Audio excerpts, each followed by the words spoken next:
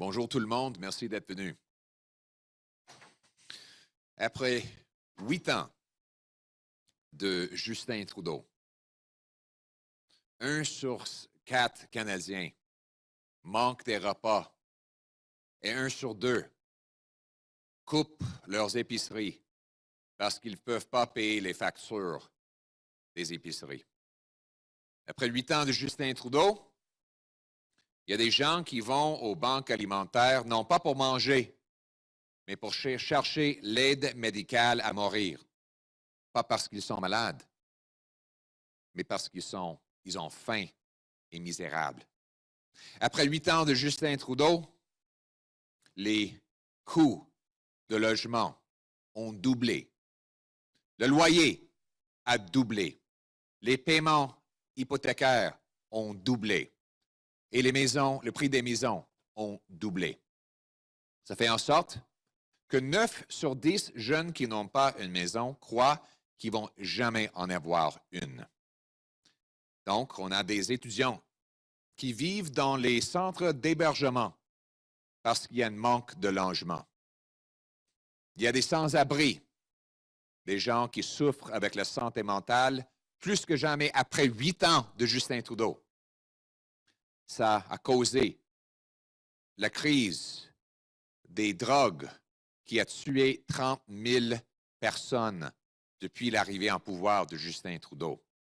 Le taux de criminalité a augmenté de 32 % depuis 8 ans de Justin Trudeau. Tout semble être brisé. Les gens sont en train de souffrir ici au Canada, après 8 ans de Justin Trudeau.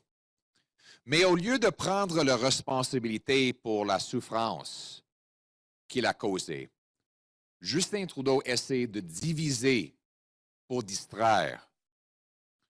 Il essaie d'éviter la responsabilité en faisant peur d'un Canadien contre l'autre.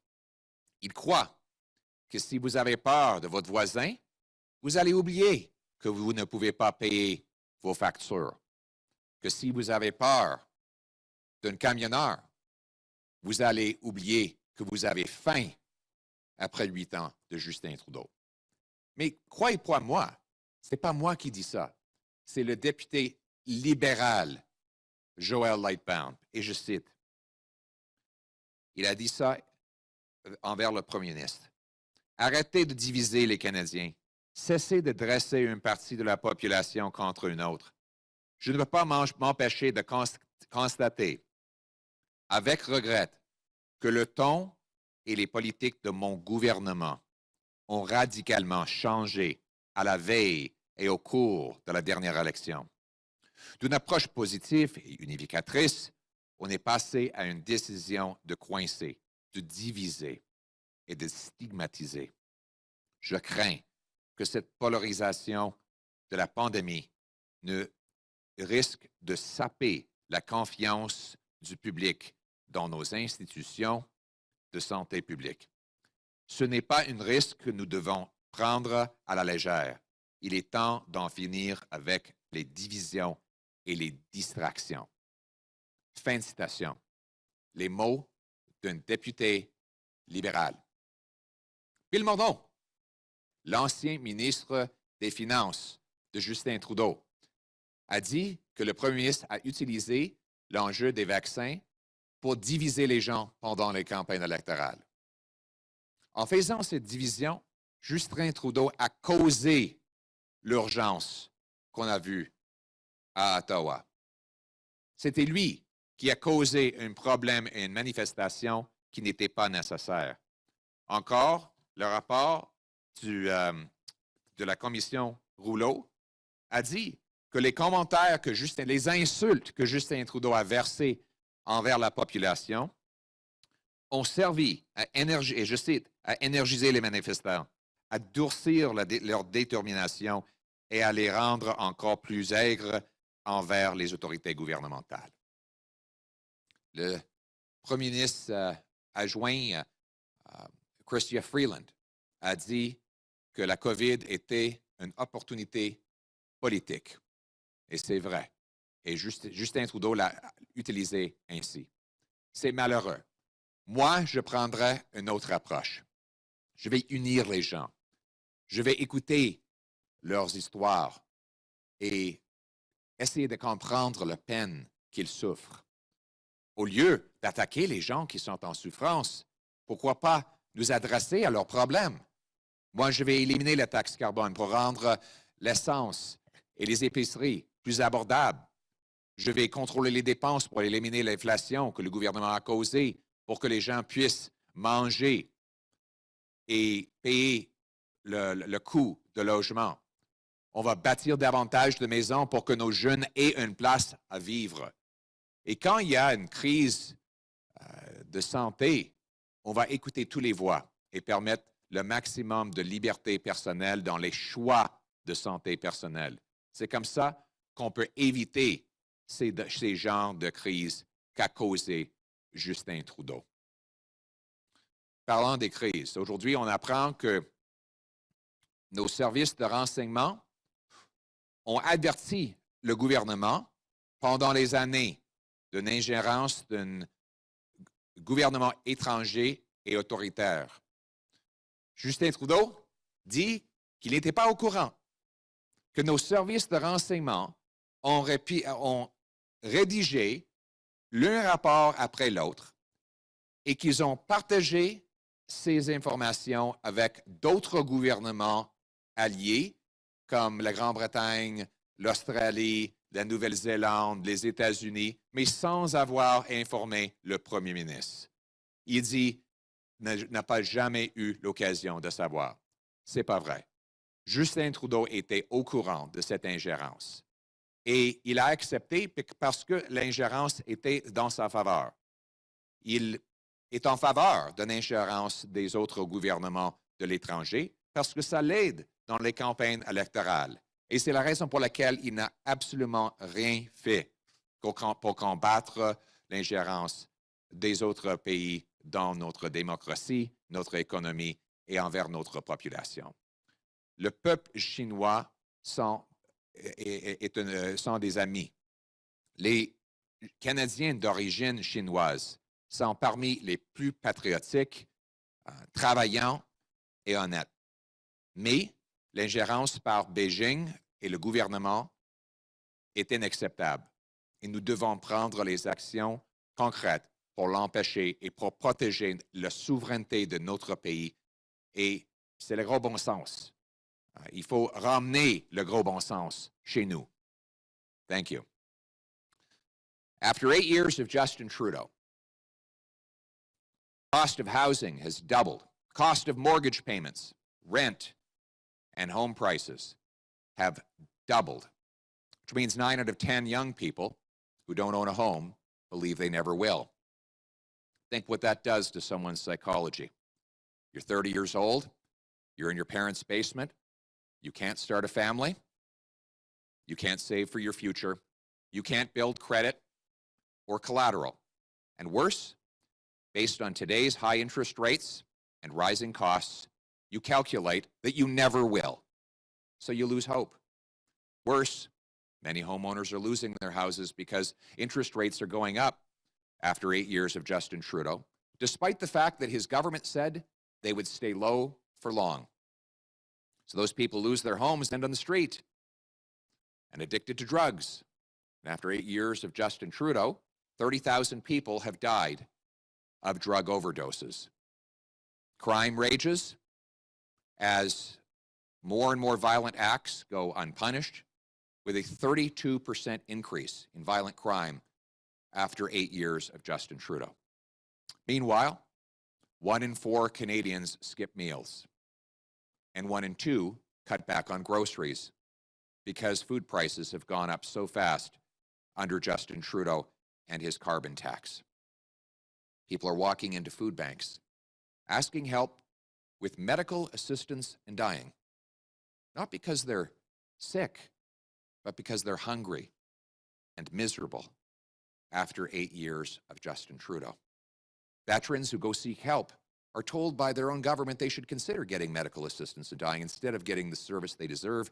And finally, the government says that all those people suffering from mental health, understandably, with how badly things are going, the government says they should use medical assistance in the dying.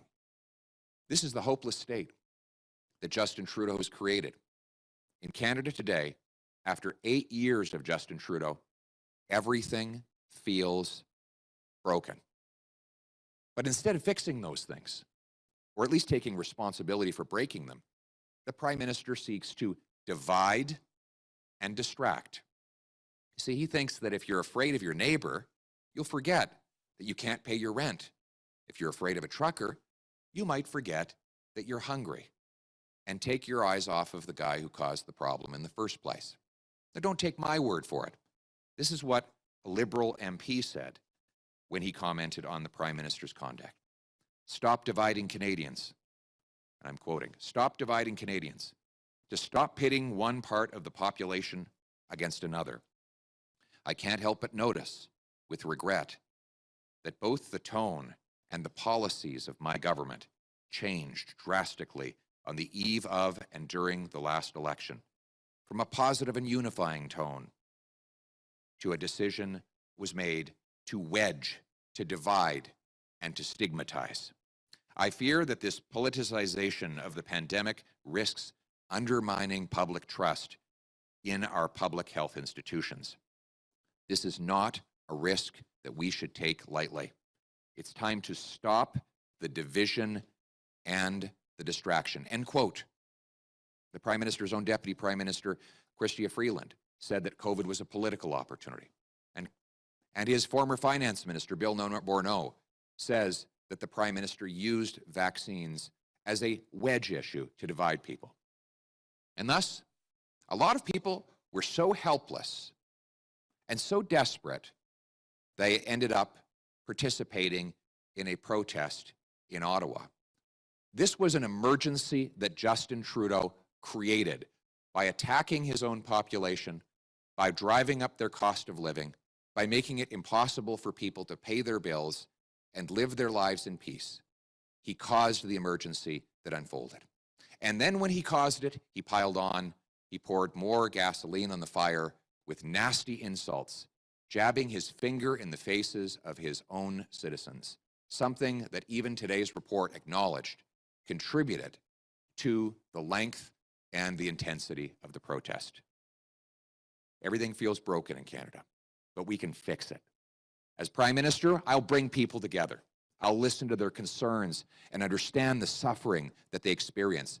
In fact, I'll reverse the policies that caused that suffering in the first place by eliminating the carbon tax so that we can bring down heat, gas, and grocery bills, by clearing away the bureaucratic gatekeepers to build more homes so our young people have a place to live. I'll get off the backs and out of the way of our First Nations people so that they can supply themselves with a good quality of life. In other words, instead of divide and conquer, we'll unite for hope in this country. It's common sense. Now let's bring it home. Thank you. Open the floor for questions. We have time for 5 questions. Thanks, Carrie Tate from the Globe and Mail. I'm wondering if the story in today's Globe and Mail about China and the last election, whether that demonstrates the need for a foreign agent registry to track, monitor, influence on behalf of other countries. First of all, with regards to the Globe story, it's clear that Justin Trudeau has been covering up the interference of the authoritarian regime in Beijing. He claims he never knew anything about it. But is it really believable? Is it really believable that our foreign intel, is it really believable that CSIS would write an entire report and share it with foreign governments without actually telling our own Prime Minister? Is it really believable that the many reports that have been written over the last 4 years about this, that have now come to light in newspapers because they've been leaked by courageous whistleblowers inside our intelligence apparatus, never were brought before the Prime Minister of Canada? Of course that is not believable. Justin Trudeau knew about this interference, and he covered it up because he benefited from it. He is perfectly happy to let a foreign authoritarian government interfere in our elections as long as they're helping him. And according to the Globe and Mail story today, this foreign authoritarian government wanted to see Justin Trudeau as Prime Minister because they knew that he would work for their interests rather than Canada's interest. And that's why he's covered up this information for so long. As to your specific question, I believe we need a public registry of all those who do paid work on behalf of foreign authoritarian regimes to influence or manipulate our politics or government. Thank you. Josh McLean, CBC News, and if you don't mind responding in English. Sorry, I didn't hear that. If you want me to write it in French? In English and French, please. English, sure. Justice Rouleau said that he did not accept the organizers' descriptions of the protest as lawful, calm, peaceful, or something resembling a celebration. He wrote that the bigger picture reveals the situation in Ottawa was unsafe and chaotic. Justice Rouleau also found that the federal government's use of the Emergencies Act was justified. Do you accept Justice Rouleau's findings, and do you regret endorsing the Freedom Convoy? Well, first of all, your question was typical of CBC, bias again. You forgot to mention what the report said, which is more of an effort should have been made by government leaders at all levels during the protest to acknowledge that the majority of protesters were exercising their fundamental democratic rights. What I said before, during, and after the protest was that I condemn anyone who behaves badly, breaks laws, or blockades critical infrastructure, while standing on the side of the hardworking people who have suffered so much under 8 years of Justin Trudeau and were desperately trying to have their voices heard against an insulting and divisive Prime Minister. And the only reason that we had this emergency is because Justin Trudeau wanted it to happen, because he wanted to distract and divide Canadians from the pain and suffering that he has caused by driving up their cost of living, making it impossible for our youth to own homes, by taxing our working class, and by imposing unnecessary and unscientific rules that brought an end to the livelihoods of countless heroes we needed for our economy. Thank you. Encore une question biaisée de CBC. Je sais que, I should maybe say this in English as well. I know that the president of CBC has launched a campaign against me, and so I can expect that there are going to be a lot of reporters coming to carry out that campaign on her behalf. I think the CBC should act as an unbiased source of news, not a political campaign machine for the Prime Minister. Donc, la question est biaisée. Le journaliste a manqué ce que le rapport a dit, que, et je cite, les responsables gouvernementaux à tous les niveaux auraient dû faire davantage d'efforts pendant les manifestations pour reconnaître que la majorité des manifestants exerçaient leurs droits démocratiques fondamentaux. Évidemment, nous condamnons tous, comme j'avais fait dans le temps, dans l'époque, tous ceux qui ont brisé des lois ou qui se sont mal comportés ou qui ont bloqué de l'infrastructure essentielle. Mais en même temps, il y a beaucoup de monde qui souffre à ce pays.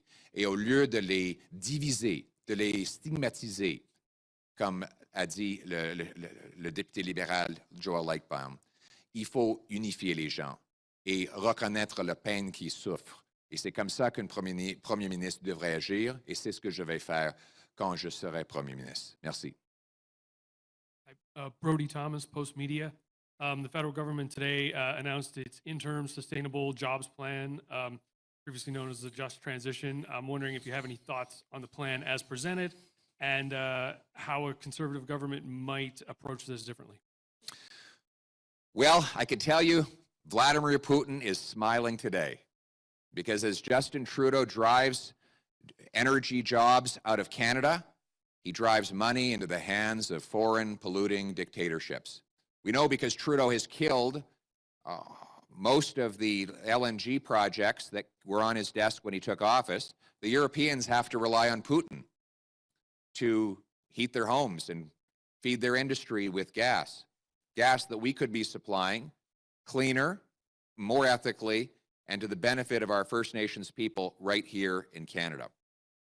Justin Trudeau's approach is hurting our environment by driving jobs, business, and opportunity out and global pollution up. The answer is to develop our resources here in Canada while incentivizing our companies to do so with the lowest possible emissions. That will bring greenhouse gases down and opportunities and jobs up. In other words, this is common sense. It's time to bring home our jobs, bring home our businesses, and bring home our resource development. Let's bring it home. Hello, Mr. Poilievre. Jonathan Bradley, Western Standard. My question for you is, given the release of the Public Order Emergency Commission's report and rising Western alienation, it's clear there is divisions among Canadians. What role has Prime Minister Justin Trudeau played in this division, and how can it be resolved? He hasn't played a role. He is the division. His purpose is to divide and conquer.